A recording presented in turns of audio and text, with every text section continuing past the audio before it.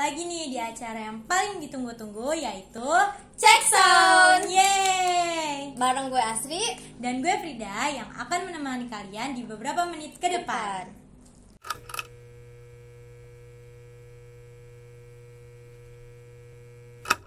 By the way, udah bulan November aja ini ya. Iya nih, cepet banget ya. Perasaan kemarin tuh lagi rame bahas tentang Halloween ya nggak sih? Iya. Sobat Identitas? Ngomong-ngomong Halloween nih, Halloween kan identiknya sama hal-hal Yang serem serem. ya. Dan juga Halloween itu dirayainnya di akhir bulan Oktober nih. Aku punya tebak-tebakan. Apa tuh? Kamu tahu nggak bedanya bulan Oktober sama bulan November? Perbedaan. Kalau persamaan aku masih tahu nih. Satu. Kalau persamaan kan sama-sama bulan ya. Emang bedanya apa sih dari harinya, tanggalnya? Bukan. Apa dong? Kamu nanya, kamu bertanya-tanya bedanya apa? Iya, cepet kasih tahu. Sobat Identitas juga pasti udah nggak sabar Oke, nih. aku kasih tahu nih. Ya. Jadi bedanya itu kalau bulan Oktober kan diakhiri dengan yang serem-serem Ya. nih. Nah, kalau di bulan November ini kita bakal awali dengan yang serem-serem juga nih. Apaan tuh?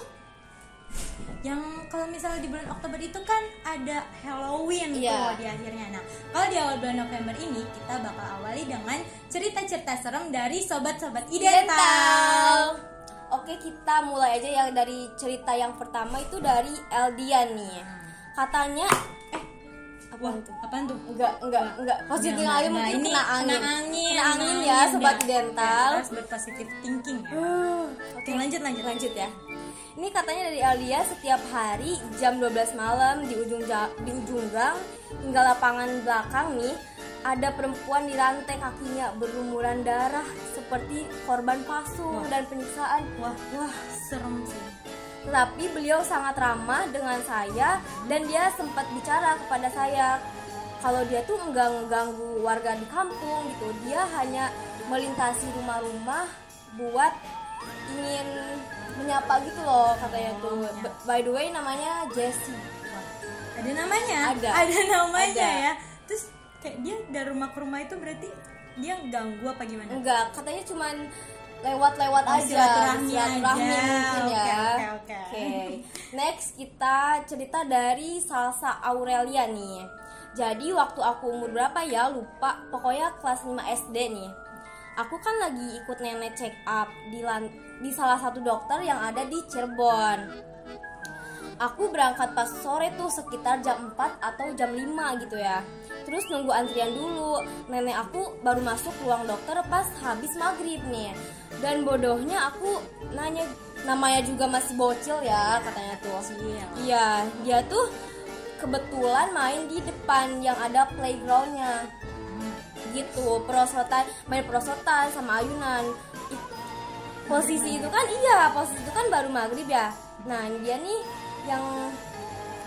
di sini nih hal yang nggak pengen dia inget nih, pas lagi dia ayunan nih, dia ngeliat ada cewek rambutnya panjang deket pohon nangka. Di situ dia langsung nge-freeze, gak tahu harus gimana lagi, cuman nutup muka doang pakai tangan. Terus pas nyoba buka mata lagi, setannya udah nggak ada. Alhamdulillah, iya hilang. Terus gak ada babi bu, dia langsung lari ke ruangan sambil nangis. Pas masuk seisi ruangannya tuh kaget, kenapa aku nangis katanya. Dia juga pasti kaget dong, tremor gak sih? Dia lagi main, salah dia main maghrib, Maghrib, main iya. ayunan, main perosotan maghrib. Makanya kalau maghrib tuh di rumah aja ya, teman-teman, jangan keluar. Oke, lanjut Ya, nih cerita dari Vio ya. Jadi saya tuh ditinggal di rumah malam Jumat. Posisi saya lagi nyuci piring di belakang. Jam 9 malam lagi nyuci piringnya nih. Malam ya. Yang kemudian selang berapa menit saya dengar suara kresek-kresek tuh. Terus Posisi belakang rumah itu kebun sama sumur yang terbengkalai. Gila. Nah saya hiraukan tuh karena saya pikir paling itu kan kucing, kalau enggak tikus gede gitu katanya. Berapa menit kemudian ada suara nangis tuh, dan posisi tempat cuci piring saya itu ada pintu mengarah langsung ke kebun belakang. Karena saya nggak tahu dan nggak terlalu percaya ya sama hal begituan ya. Yaudah akhirnya saya hiraukan tuh. ternyata yang gedor-gedor pintu itu udah nggak ada lagi. Hilang Iya. gitu. Ya udah gitu saya tinggal tidur. Berarti ini Terus dia biasa aja gitu. biasa aja. Emang kalau ada hantu gitu harusnya biasanya kita hiraukan aja ya, Biar- jangan terlalu gimana nanti takut kita gua jangan kayak makin gitu, diganggu iya kalau misalnya makin kita jadi. takut. Iya benar. Oke lanjut nih ya. Lanjut. Cerita keempat dari anonim. Jadi minggu lalu aing kelaparan dan mutusin buat beli nasi goreng. Kebetulan nasi goreng deket rumah gak jualan. Akhirnya terpaksa beli nasi goreng di tempat biasa dulu makan sama mantan. Wah, mantan. Di jalan udah deg-degan banget nih. Takut dia ada di sana juga beli nasi goreng. Dan ternyata benar dugaan gue, di sana ada dia sambil senyum-senyum. Emang ini menurutku pengalaman paling horor katanya tuh. Emang ya kalau ketemu mantan tuh horor sih menurut Bawaannya aku. tuh Iya, kayak- bawaannya kayak memacu adrenalin gitu. Aduh gitu. Tapi emang sih, emang mantan tuh horor banget. Mantan tuh Jadi, nyeremin banget ya, sih. emang serem. Jadi seremnya tuh ini ada di mantan gitu Iya. ya, bukan Bukan di hantu ya, setan, di- bukan ya. Di mantan sebenarnya, bener banget. Oke, next ada ceritanya aku ya. Ya. Dari Ayu Wandira. Jadi waktu aku sakit itu malam aku kebangun sekitar jam 3-an. Lalu aku membangunkan mama papaku karena aku lapar. Selangnya waktu tibalah azan subuh. Aku dan mamaku keluar ingin membeli serabi.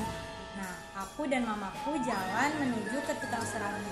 Di situ pun jalanan masih sepi, tidak ada satupun orang, tetapi aku dan mamaku melanjutkan jalan untuk membeli serabi. Dan ternyata pas udah sampai, tukang serabi tersebut tidak jualan. Ya. Lalu aku dan mamaku balik lagi ke rumah. Di pertengahan jalan menuju ke rumah, aku dan mamaku seperti ada yang memperhatikan kita berdua dari jauh. Apa tuh yang Ternyata perhatiannya? benar ada seorang nenek-nenek tua tinggi banget dan memakai kain. Kedua kakinya rapat dan rambutnya disanggul. Dia melihatku dan mamaku sambil melotot. Sambil berputar aku menatap nenek itu lagi, tetapi nenek itu terus menatapku sambil kedua tangannya di depan seperti orang meninggal. Nah, setelah sampai, aku dan mamaku nengok ke jendela, ternyata dia tiba-tiba hilang, gak tahu kemana. Sumpah ini serem banget.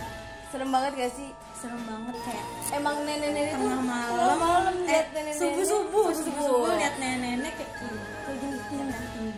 rambutnya disanggul. Rambutnya disanggul, Serem pengen banget, bahaya sobat sama dental. asli. Oke, kita next ya ke cerita selanjutnya ini dari Sandy Aulia Yusuf. Ini kejadiannya waktu aku lagi kena COVID-19 varian Delta yang booming waktu itu. Jadi aku isolasi mandiri di rumah kontrakan yang jaraknya 100 meter dari rumah orang tuaku. Bisa ya, soalnya lagi isolasi nih. Rumah ini emang dikontrakan. Udah lama gak ditempatin, dari pagi sampai sore gak ada kejadian apa-apa nih. Aku masih bisa hahi walaupun lemah, letih, lusuh kayak tanya nih. Tapi harus tetap semangat kan, biar tetap sembuh gitu. Makanya aku tidur sekitar jam 11 malam. Dan waktu aku pules nih, tiba-tiba dari loteng kayak ada batu gede gitu dilempar. Aku kaget banget, tapi aku masih berpikir positif ya. Karena bisa aja itu kucing gak sih, katanya tuh. Iya, bisa aja. Lama-lama makin banyak batunya tuh yang dilempar. Gak 1-2 kali, berkali-kali berjatuhan nih. Ini aku pun panik banget. Ditambah kayak ada kerikil yang dilempar dari arah dapur. Karena aku sendirian, ini aku coba nyalain lagu sambil merem. Taunya tembok tempat aku tidur itu dikeruk gitu dari rumah sebelah. Rumah sebelah ini lagi dibangun dan gak ada yang nempatin, by the way. Wah, aku nangis. Gitu Iya, aku nangis terus coba nelpon ibuku. Akhirnya malam itu juga aku pindah ke rumah orang tuaku dan gak jadi isolasi mandiri di rumah. Besoknya aku dikasih tahu sama tetanggaku yang bisa lihat, katanya yang iseng ini tuh genderuwo. Dia gangguin biar aku gak bisa tidur nyenyak katanya. Gila gak sih, genderuwo. Tapi ini serem sih, kayak lagi isolasi sendiri gitu di kan. rumah kosong, ini digangguin genderuwo gitu. Ada yang lempar-lempar. Iya, kalau gue mau nangis aja Kalau sendiri. gue kabur sih. Iya. Langsung kabur gitu.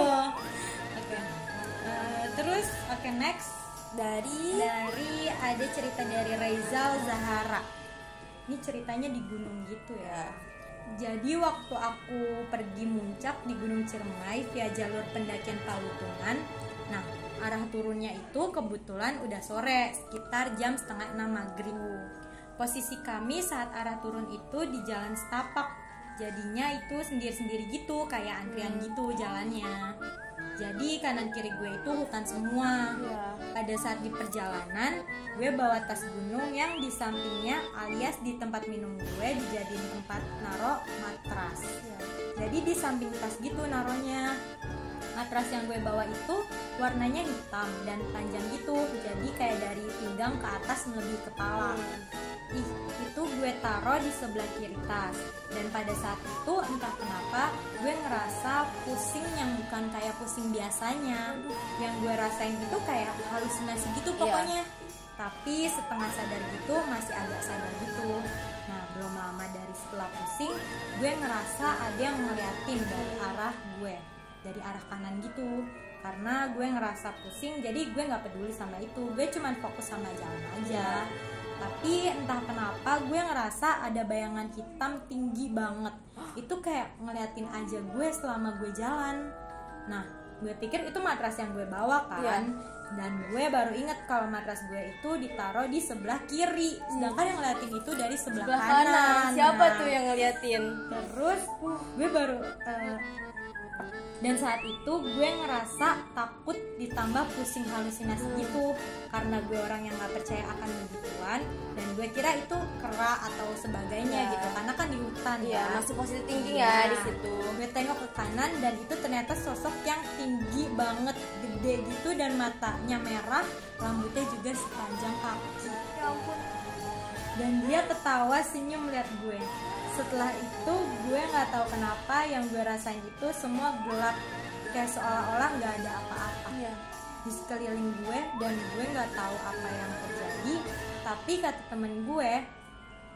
temen gue di belakang, gue itu jalannya nunduk aja dan diem. Oh iya. Dan gue ngikutin jalan setapak itu sampai bawah. Dan setelah sampai di pos 1, di situ ada WC yang tempatnya menyendiri jauh dari tempat perkumpulan.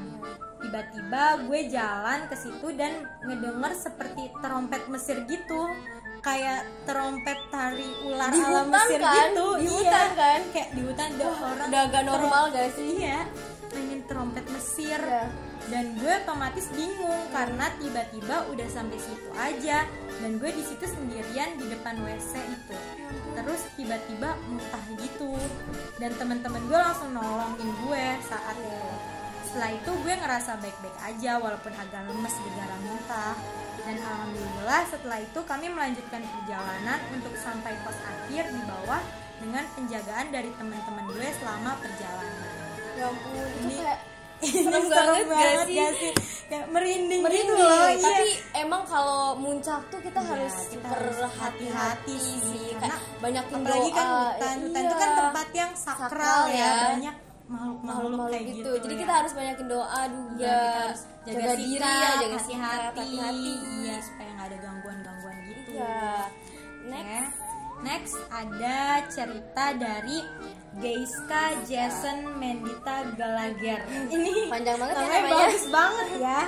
Jadi waktu aku ke rumah tante di wilayah Teluk Jambe Karawang, pas di perjalanan lewat Cadas Pangeran, aku lihat pocong tapi kain kafannya motif Megamendung.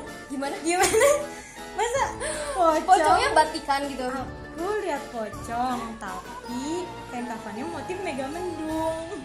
Diriku langsung spontan menjerit dan berkata, "Ya Allah, aku jadi setan." Ya ampun, bukan cuma pocong yang aku temui. Setelah dari jalan itu, aku lihat Ponorogo. Ih, serem banget. Ini beneran Pocongnya pakai batik nih. Apa jangan-jangan dia habis kondangan terus tiba-tiba di jalan gitu ya? Iya, siapa yang tahu sih. Umur Cuma kan yang mungkin tahu. pocongnya cinta Indonesia Iya, banget. mungkin jadi sampai pakai batik Pakai Megamendung iya. gitu. Kebetulan Megamendung dari Cirebon Iya, kan. iya, benar. Oke, next. Ini ada cerita dari April Cantik nih. Jadi aku pernah ketemu Mbak Kunti malam-malam di atas pohon mangga. Ya ampun, si Mbak Kuntinya ucang-ucang angge. Abis lihat aku langsung kabur lari. Sekian. Aduh, pendek tapi serem ya. Kan? Kenapa nggak join aja April? Takut dong. Oh iya benar takut ya. Nah. Oke, terus ini ada cerita terakhir nih dari mamanya Ocha. Jadi ini ceritanya jam 3 pagi ada yang ngetok-ngetok pintu rumah. Nah, bukalah pintu. Pas dibuka ternyata itu papanya Ocha. Tapi mukanya tuh pucet banget, datar juga. Terus mama Ocha bilang, "Ah, kok tumben sih udah pulang jam segini? Biasanya pagi jam 5-an." Tapi papanya Ocha nih diem aja. Terus mamanya Ocha ke dapur sebentar buatin kopi untuk papanya. Pas mau nyamperin ternyata papanya nggak ada. Dicariin ke kamar nggak ada. Dipanggil nggak nyaut. Dan akhirnya mamanya Ocha nelpon. "Halo Pak, ada di mana? Kok baru datang udah pergi lagi sih?" Terus papa Ocha jawab, "Datang kemana? Orang ini masih di mobil, belum pulang ke rumah." Terus itu siapa dong? Terus siapa dong yang mirip papanya Ocha? Wah itu Ayo, siapa nih? serem banget gak sih? Kayak berarti hantunya tuh menyerupai manusia gitu ya? Iya. Ada yang kayak gitu ya? takut banget gak sih? Serem sih. Serem, jangan sampai itu kejadian ke kita guys. Jangan sih. Pokoknya Jangan. Ini serem banget. Serem banget. Nah. Gila, serem banget ya. Iya. Dan tadi cerita terakhir ya dari mamanya Ocha. Dari mamanya Ocha. Gila, serem banget ya cerita dari Sobat Idential kali ini. Kayak ada ya kejadian kayak gitu. Dan ternyata banyak juga ya. Dari setiap orang tuh berbeda-beda gitu. Iya. Buat Sobat Idential yang punya cerita atau pengalaman horor lainnya bisa ditulis ya di kolom komentar. Gak kerasa nih kita udah harus pamit lagi aja. Mohon maaf bila kita ada salah kata atau kata-kata yang menyinggung. Jangan lupa like, comment, subscribe, dan nyalakan Nyalakan notifikasinya. lonceng.